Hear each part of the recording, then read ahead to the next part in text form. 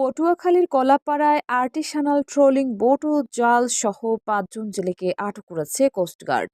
সোমবার ২৪ নভেম্বর দুপুরে coast guard media কর্মকর্তা লেফটেন্যান্ট কমান্ডার সিয়ামুল হক এই তথ্য জানান। তিনি বলেন, গোপন সংবাদের ভিত্তিতে আজ ২৪ নভেম্বর সোমবার মধ্যরাত ১টায় কোস্টগার্ড স্টেশন আন্দারমানিক কর্তৃক পটুয়াখালীর কলাপাড়া থানাধীন লালুয়ার চান্দুপাড়া সংলগ্ন এলাকায় একটি বিশেষ অভিযান পরিচালনা করা হয়। অভিযান চলাকালীন উক্ত এলাকা হতে একটি অবৈধ আর্টিসানাল ট্রোলিং বোট ও প্রায় ২ লক্ষ টাকা মূল্যের ২টি ট্রোলিং জাল সহ ৫ জন জেলেকে আটক করা হয়। পরবর্তীতে উপজেলা মৎস্য কর্মকর্তার উপস্থিতিতে আর্টিসানাল ট্রোলিং বোট থেকে ট্রোলিং সরঞ্জামাদি অপসারণ করানো হয়। জব্দকৃত আর্টিসানাল ট্রোলিং বোট, জাল এবং আটককৃত জেলেদের পরবর্তী আইনানুগ ব্যবস্থা গ্রহণের কার্যক্রম প্রক্রিয়াধীন রয়েছে।